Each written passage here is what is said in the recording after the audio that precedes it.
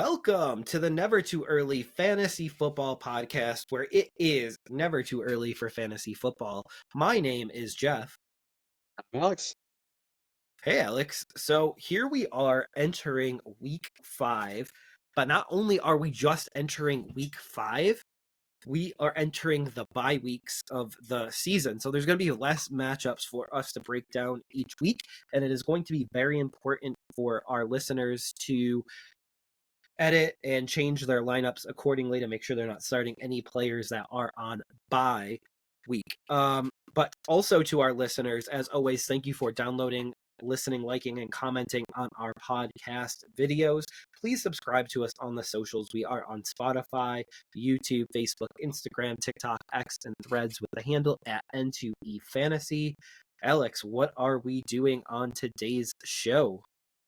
Today's show, we are breaking down the matchups for week 5, and we will be discussing some interesting points for each matchup, as well as who we want to start and who we are avoiding this week. So, like you mentioned, bye weeks have started. The Browns, Chargers, Seahawks, Bucks are all on bye week. That's definitely going to affect several of you out there, but we'll just keep that in mind, and then we will go forward with the first matchup, which is the Thursday night matchup, the Bears at Washington. Jeff, do you think this is going to be another high-scoring affair? Or do you think these two teams are going to disappoint Thursday night? I hear Eberflus is on the hot seat in this matchup. So if they do lose to Washington, this is a possibility going forward. I think that this could be a high-scoring matchup, but only because I don't like the Bears' defense. But do you believe that Sam Howell is better at this point than Justin Fields? Well, they both have 5 interceptions, and they both have at least one fumble. So I think real football-wise, Howell is better, and fantasy-wise, they're both usable still at this point. Absolutely. And so for my list here, I would start Robinson and Herbert, Moore and McLaurin. Is there anyone on your list that you would consider starting in this matchup? Are you starting Justin Fields still? I'm still starting Justin Fields. Until he gets benched, I'm probably still going to start him. So at this point, he's still got the rushing game they're finally going to probably use him in. So that's good. The only other guys I'd potentially start are Samuel or Dotson as a flex or wide receiver 3 fill-in for this week. Cole Kmet maybe is back on the map after last week's performance, so I would consider starting him as a tight end if your guy is on bye week or if you don't have a better option. Yeah, I did notice that. So speaking of bye weeks, this week we have the Browns, Chargers, Seahawks, and Buccaneers on bye week. So those are players that you're going to want to get out of your lineups ASAP and get the correct replacements in time for this matchup. But I did have Justin Fields dropped in one of my leagues, redraft league. And I do have a waiver claim in for him this week because it was a league that I had Aaron Rodgers as my only quarterback to start the year. So definitely needed some quarterback help, and it was nice to see Justin Fields dropped, and I will use him until, as you mentioned, he's benched, which I don't believe will happen this year. I think we'll just move on from him in the offseason, if I'm being honest. But I think we can move on to the next matchup unless you have anything else to bring up about the Bears and Washington. Nope. So let's move on to the second London game of the season, and that is the Jacksonville Jaguars and Buffalo Bills at the Tottenham Hotspur Stadium in London. So let's go here, and I think before we move on, actually, I should say who you got in the last matchup. So who do you have between the Bears and Washington? I have Washington. If you haven't used Yep. them yet, this is probably a good survivor pick. Yep, I agree. Although it's not a given, as we've seen in the NFL so far, it's not 100% given. But I do lean Washington in this one. So back to the London matchup. I think hopefully this is going to be a good game, but I will take Buffalo going into this. I think that you start both quarterbacks, Trevor Lawrence and Josh Allen. ETN and James Cook are RB2s on a weekly basis. And I would start Diggs as a no-brainer. I would start Christian Kirk, Calvin Ridley. I would start Gabriel Davis as well. And I think Ingram has proven himself to be a tight end 1. I would start him. unless you have a better option lying around on your roster. I mean, it's a dart throw with Kincaid. I think Kincaid has taken over as the tight end, but I don't know if that means enough to start him this week. Yeah, absolutely. Um, that will be really interesting as the season goes on because they still have Knox there. And teams travel differently to London, so it'll be interesting to see how the Bills travel to London. This could be a game where the Bills just don't show up. This has happened before. The Bills and the Jaguars have played here in London before. But as I've mentioned before, it'll be really interesting to see if they do this in future years with back-to-back games in London for a team like Jacksonville's doing this week. They're able to actually chill and rest and sightsee in London this entire week, which may give them an advantage and a leg up for this game. But before I ask for your pick, I'm going to announce mine as the Buffalo Bills will win this game. Who do you have for this game? I have the Bills as well. Okay, Perfect. let's move on to the next matchup here, and that is Baltimore at Pittsburgh. In years past, that would be a 50-50 matchup. However, this year with the Steelers struggling, I think that Baltimore players are the players that you want to highlight for this week. So Lamar Jackson, Zay Flowers, Mark Andrews, those guys I'm starting. And I would even consider, with how bad Pittsburgh has been against the run, if you absolutely need a running back, I would play Gus Edwards this week. I think this is probably the best time to do it, although I still expect Lamar Jackson to be the primary ball carrier in this game. I'm still going to start Pickens. I'm still potentially going to play, but that is it on the Pittsburgh side. So I am going Baltimore in this matchup. Jeff, who do you have? Who would you start? Who would you sit? Oh boy. I would start Lamar, Andrews, Flowers, and probably bench everyone else in this matchup. I do think, as always with the Steelers and the Ravens, this does have a potential to be a low scoring matchup, but I do think that the Ravens have much more firepower than the Steelers at this point. So if any team is going to score, it's likely going to be the Ravens in this matchup. Okay, let's move on to your team, Carolina, at Detroit, and I'll let you take the lead on this one. Before we get started on this one, did you make a pick in the last matchup? Yeah, I went Baltimore. I'm going to go the Ravens as well because I don't think I've actually vocalized it, but I didn't know if you got that they had the potential to score the most points. So obviously the most points win. So we're going to go Ravens and we're going to hop back over to the Panthers and the Lions here. Jameson Williams returns. I think it'll be really interesting to see how he fits into this offense. I think the offense is actually really well oiled at this point. I would probably start Sanders given his health. And just making sure that he's active for the game day because I know he's dealing with a groin injury. Adam Thielen is almost a must start at this point in leagues unless you have crazy wide receiver depth that you drafted early in drafts.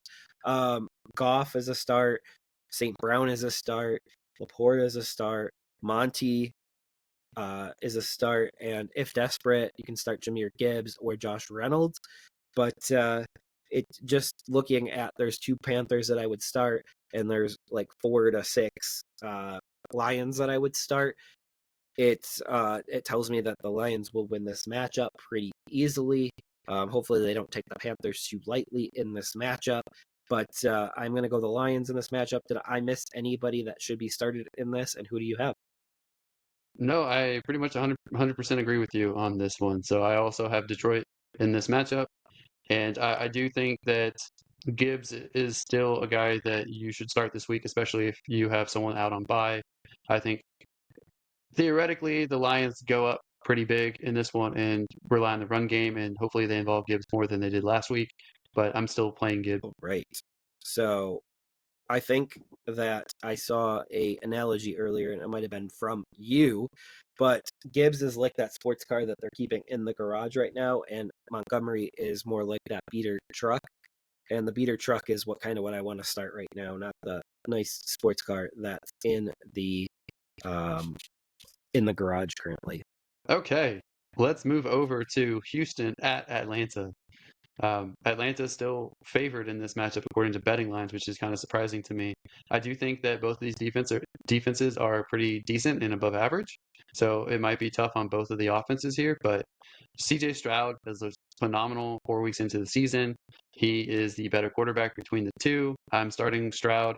I would even consider starting Stroud in one quarterback leagues this week, especially if you have someone on bye week, like you know, like Geno Smith, like Deshaun Watson. I would consider playing him there, like Justin Herbert, like Baker Mayfield. If you were starting Baker Mayfield, CJ Stroud is a good bye week filler if he's available. I think that you have to start Bijan every week, and I would still start Pierce. If you have better options, you consider moving him to the flex, or if you have really good running backs, then you can potentially bench him this week. Nico Collins is a must start for me every week.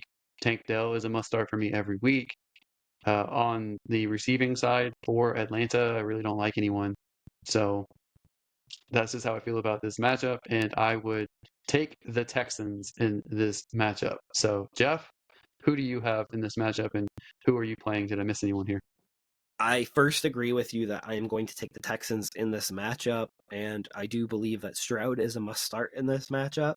I don't know if he's a must start every week, but he's pretty darn close at this point, which shows you that I was able to change my opinion on a player relatively quickly. Doesn't always happen, but I do leave open the fact that I have misread or the player could grow into something a little bit better. But I mean, there's a league where I do have Damian Pierce, so I will be starting him over Najee Harris. So there are situations to start Pierce, but Pierce is definitely not a must start at this point. Um, Collins is a must start at this point. Um, and then Tank Dell, if you're desperate, like if you need someone to go off for you, because he's the player that would go off and get like 3 catches for 2 touchdowns and 79 yards. He's that type of player. But again, I just don't think the Falcons have anything in this game outside of Bijan. Bijan's the only person that I'd start. I would consider starting Algier because Algier did not contribute last week. I think it could be a 1 week aberration, but I don't want to make too much of assessment on that right now. But I think the Falcons are best when they're able to employ 2 running backs going at the same time. But again, give me the Texans in this one, and I don't really have anything else to add to this matchup. Okay. Well, let's move on to the New Orleans Saints at the New England Patriots. I think this is going to be a pretty sloppy game. I don't know how Derek Carr is going to be this week. He's probably not going to be that healthy.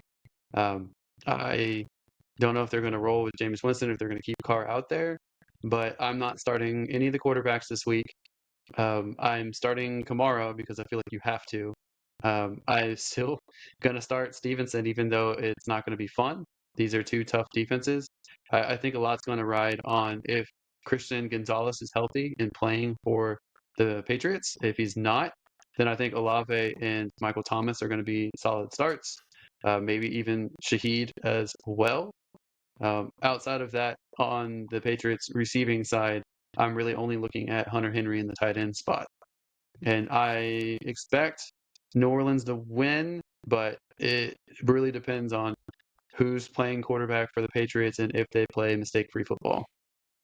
Yeah, absolutely. Completely agree with you. But I do expect the Patriots to bounce back here, and I do expect the Patriots to make Carr one dimensional, especially when he's dealing with this shoulder injury. And I would still start Olave, Thomas, Kamara, Henry, and Stevenson if you're desperate, because he is going to be going up against a pretty hard defensive front. But I do think that the Patriots were embarrassed last week, and I do expect them to bounce back. Although one could say the Saints were embarrassed last week, and they could bounce back too. But I believe the reason why they're embarrassed is because Derek Carr is starting when he shouldn't be starting, and he should be resting and getting better with that injury. It is interesting that you just mentioned Christian Gonzalez. I know we had some debates in the offseason about Christian Gonzalez and Witherspoon, and both of them seem to be really good and bright and young cornerbacks in this league. So it looks like we are both right, but it seems like a tie there. But I'm going to go the Patriots in this one because I just think that Bill Belichick will bounce back after being embarrassed last week. Okay. All right, so you got the Patriots, and I have the Saints. I don't feel great about picking the Saints because I think this is a sloppy matchup, but we'll see how For it plays sure. out and who ends up playing quarterback for both of these teams this week. Um, moving on to the Giants at Miami. Miami's probably looking at a bounce back game. The Giants are just trying to figure something out on offense. I am not starting anyone on the Giants. If I absolutely have to, I'll put Darren Waller in, but there's no one that's going to be touching my lineups other than him. On the Dolphins side, I'm starting Tua. I'm starting Achan. I'm starting Raheem must start as well, and I am putting in Hill, Waddle, and maybe if I need a wide receiver, I might be picking up Braxton Berrios this week as well. So that will be interesting. He, for me, is really more like a wide receiver 4, wide receiver 5, but with a few people on bye week, I might have to plug him in. So I'm definitely picking the Dolphins in this one, and I don't think it's going to be close, but I've been surprised before. So, Jeff, who do you have in this matchup, and is there anyone that I missed? So this is my lock of the week. I'm going to go the Dolphins in this matchup. They were kind of embarrassed by the Bills. They're playing a Giants team that really doesn't have a great defense. It doesn't have a offense that can keep up with them. So this could be a game that gets out of hand for the Giants really quickly. Which means that I'm going to start all of the Dolphins, including both running backs, Achan and Mostert, because he's a must start. And the only Giant that I'm even going to consider playing at this point in time is Barkley if he's playing. And I'm sure I could be talked into starting Darren Waller as well still. Okay, let's move on to the Tennessee Titans at the Indianapolis Colts. Both are 2-2 at this point. Everyone in the division is still alive for the division title. I expect this to be a pretty close game. Both of these teams are pretty much fundamentally flawed, but have some optimism coming into this matchup. I am starting Richardson. I am starting Derrick Henry. I am starting Pittman. I think Pittman bounces back this week. And I'm considering putting Hopkins as wide receiver 3 or flex. Outside of that, I don't feel good about anyone else in these matchups. Maybe Jonathan Taylor comes back this week. That's something we have to monitor in the news. If he does, I think his upside is limited coming off an injury and with a rushing quarterback leading the charge there. So if he doesn't play, Moss is a decent play as well. So those two running backs are RB3 or flex plays for me. If you're missing an RB, you probably have to play one of those guys if they both play. If not, then you can roll out with Moss. And Absolutely. I'm gonna take the Colts. Oh, man. Oh, man.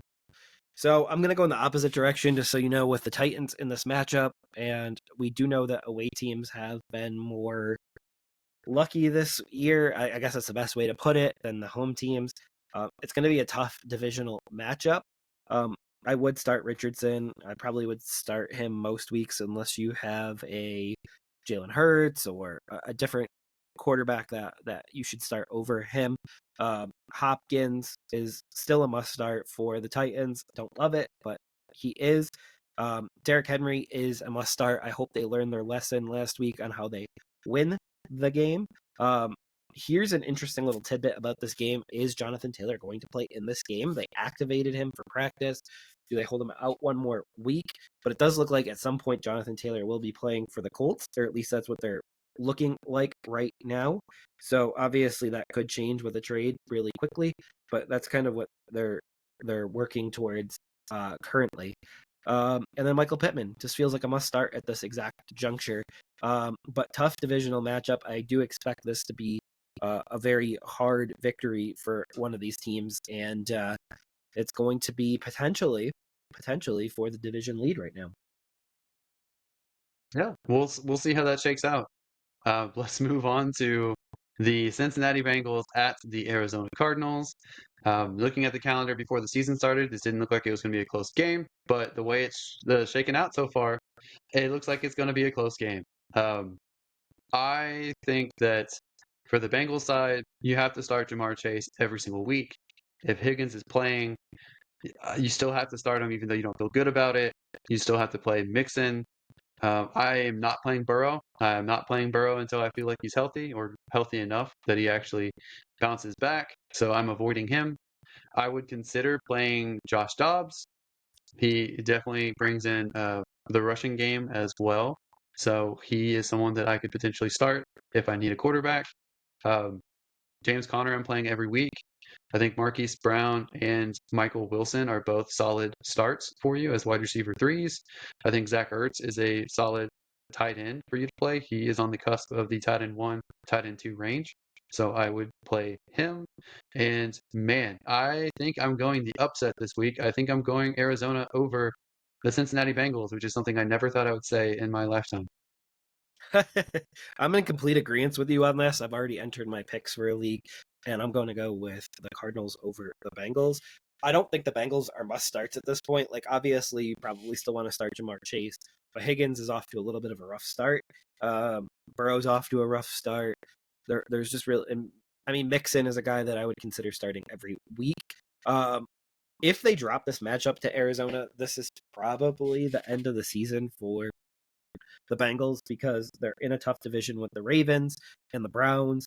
And they'll be at the kind of the bottom of that division 5 games in. But not only that, they also have to worry about the Dolphins, the Bills, and the Chiefs. And it's just it's a lot to overcome. Um, if they do drop this matchup and they go to 1-4, they could really start to look to trade T Higgins almost immediately before the trade deadline. Um, but again, that might be selling a little bit low because he is having a little bit of a down year. Um, so I feel like all of the must starts in this matchup are coming from the Cardinal side, where you have to start Connor at this point.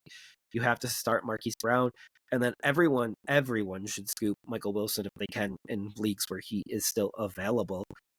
He's a potential league winner down the stretch, regardless if it's Dobbs or Murray being his quarterback, because he does seem like he's picking up the alpha wide receiver role quickly. He's not the alpha yet, but he could be by the end of the year.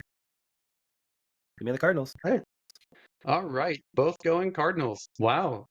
Okay, so let's move on to the Eagles at the Los Angeles Rams. And this one, I think that you play Jalen Hurts, you play DeAndre Swift, you play Kyron Williams, AJ Brown, Devontae Smith, um, and Puka Nakua. Those are the guys that I feel good about every week.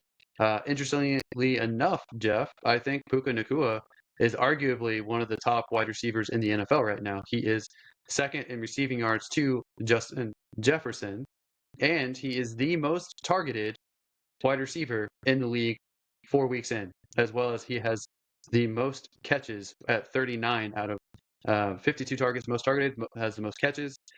He is right now a must start every week. Good. And I think this is going to be a decent game, but I think that Philly is just too much for the Rams. So I'm going Philly. Yeah, I mean, I'm gonna go the Rams in this matchup, and that's not just to be contrarian to you.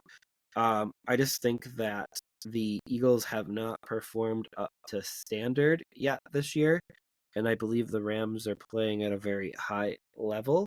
So this has a chance to be one of those trap games by the Eagles, where they get kind of caught off guard by a team that was better than they expected. Well, they're not quite fully up to par yet. The best thing, though, that happened to the Eagles was AJ Brown asking for the football more, because it seems like he's taking over games, and sometimes that can be a distraction and a bad thing for a team. And I think in this case, it actually really helped the team, and I think it actually helped Hurts a bit too.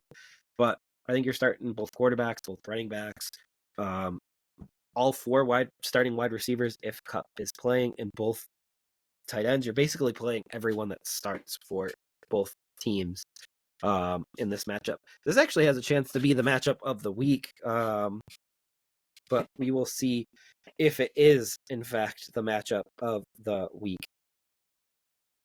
All right. So who did you have? You had the Rams in this one, and I took the Eagles, right? Yes, sir. Okay. All right, let's move on to the Kansas City Chiefs at the Minnesota Vikings. The Vikings have struggled mightily in trying to get a win. Kansas City has won games, but they have struggled in those games. This is an interesting matchup for me. You're starting both quarterbacks. You're starting Pacheco, you're starting Madison, you're starting Jefferson, Hawkinson.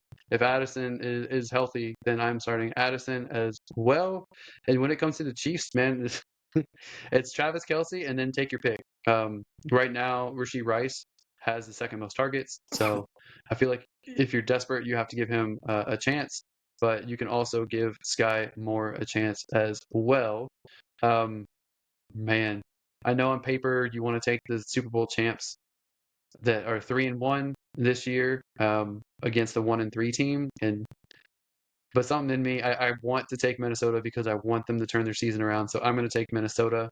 I think that it's not a primetime game. No, it's not a noon game, but I think Minnesota pulls off an upset in this week. Yeah.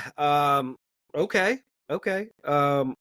I know you see the Chiefs as a struggling team right now, but I also see the Vikings as a struggling team as well. This is outside the 1 o'clock hour. I am going to go the opposite direction of you here. I'm going to go the Chiefs, but this could be a shootout matchup where there is a lot of points scored. The Vikings defense isn't very good. The Vikings offense is very good. Um, I think you fire up all the weapons on the Vikings side, Addison, Jefferson, all the sons, the cousins and sons. You fire them up. Um, and then you can take a stab at a KC wide receiver, as you had mentioned. I know you and I have like a little side bet with Rasheed Rice and Sky Moore. So I feel like you're speaking into existence. I'm targeting Sky Moore more, but we'll see if that actually does happen. You can, and obviously you can always fire up Mahomes and Kelsey, but we'll see also if Taylor Swift makes a appearance for this game here. Oh, I'm just glad Travis Kelce put her on the map because I didn't know who she was till Travis Kelce started being interested in her, and now all of a sudden she shows up on the camera, and I've never seen her before. So, all right, let's see. Let's move on to another candidate for matchup of the week, and that is the Dallas Cowboys at the San Francisco 49ers for Sunday Night Football. I am excited about this one. Finally, it's probably one of the best matchups for prime time that's going to happen over the course of the season. So I can't envision many of them living up to the hype for this one. Um, Longtime rivals from when they were both successful in the 90s. Um, I really like this, how they line up. Um, both are good defenses. Both have pretty solid offenses with game manager quarterbacks. I probably will avoid playing either quarterback unless I'm in a two quarterback league. Then I can foresee playing either one of them. So Prescott or Purdy. Running backs, I think you have to play Pollard with what you gave up for him, especially playing Christian McCaffrey. And interestingly enough, how these stack up, how the defenses stack up, um, the Cowboys are actually middle of the pack against rushing per game. So they are 16th, and the 49ers are third against the rush. So it might be tough for Pollard this week, but you still have to play him. Whereas McCaffrey has a chance to have a big game even against a solid defense. But of course, it's the reverse on the passing side. So the 49ers are middle of the pack at 17th, and the Cowboys are second against the pass. So I would expect that the 49ers are better on the run and worse on the pass based off of that, and the reverse for the Cowboys. So Dak Prescott, if they want to win, Dak Prescott's going to have to lead them to victory. So for that reason, I'm taking the 49ers, and I think can't forget about the receiving options here. I feel like you still have to play CeeDee Lamb. You play Brandon Ayuk. If Debo Samuel is relatively healthy, then you could play him. I'm still going to play Kittle. I know he had a rough game last week, but I think you still have to give him another chance out there. Um, and for the Cowboys, you can consider if you need a wide receiver 3 or flex or wide receiver 4, Gallup, Tolbert, and Cooks are in consideration, as well as Ferguson at tight end.